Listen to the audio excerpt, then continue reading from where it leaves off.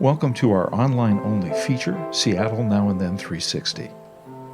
This week we feature a column originally published in our award-winning book, Seattle Now and Then, The Historic 100.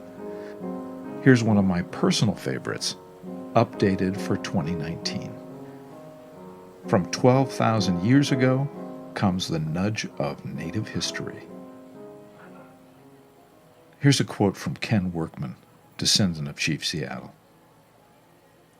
For at least 12,000 years, the Duwamish people have been living here. They are buried under the streets and the sidewalks and houses of Seattle. Their DNA rises from the roots of the trees, and when the wind blows through the leaves, those are the sounds of our ancestors.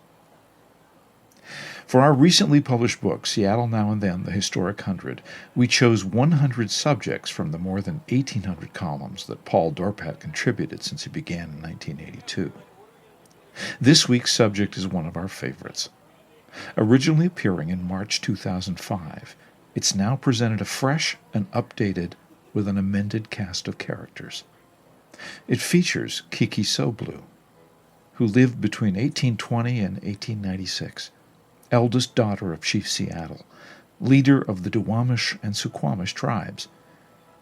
Catherine Maynard, the second wife of Doc Maynard, renamed her Angeline, and in time she became known as Princess Angeline because of her father's status and her inherent dignity. Refusing to be transported across Puget Sound to the Suquamish Reservation, she lived for many years in a shack on Seattle's waterfront. To survive, she worked hard, taking in laundry and selling her handmade baskets to settlers who displaced her people. She lived in destitution, but had her protectors. Late in her life, the Board of King County Commissioners instructed a grocer to give her whatever she needed and to send bills to the county. For our now photo, we enlisted the aid of two direct descendants of Chief Seattle. Mary Lou Slaughter, the great-great-great-granddaughter of Kiki Soblu, is a master cedar weaver whose baskets and traditional clothing are prized for their artistry.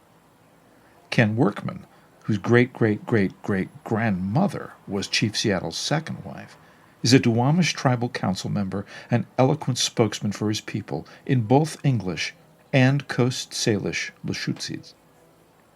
Mary Lou brought along several of her creations, including a cape for herself and a vest for Ken.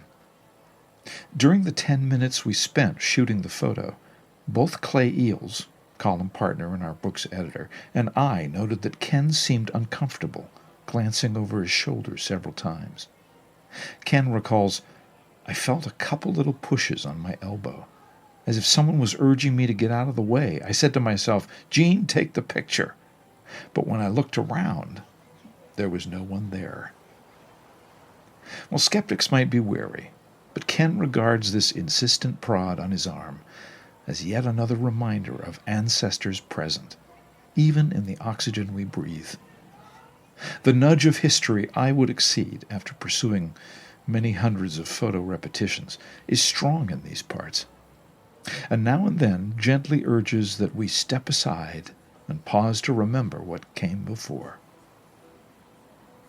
Our then photos include a particularly candid photo of Chief Seattle's daughter.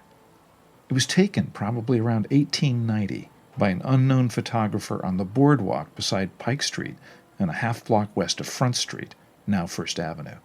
The Pike Place Market would not be established for another 17 years. Our second, then, is a studio portrait of an elderly Chief Seattle taken in 1864 by pioneer photographer E.L. Sammis.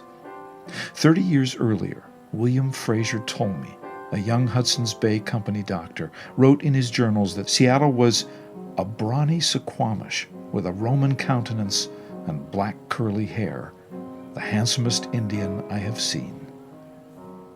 In our now photo, Chief Seattle descendants Mary Lou Slaughter and Ken Workman pose in today's Post Alley at Pike Place Market, just west of First Avenue, sporting Mary Lou's woven cedar garments. Her exquisite design work can also be found in the intricate inlaid cedar floor of the Duwamish Longhouse in West Seattle.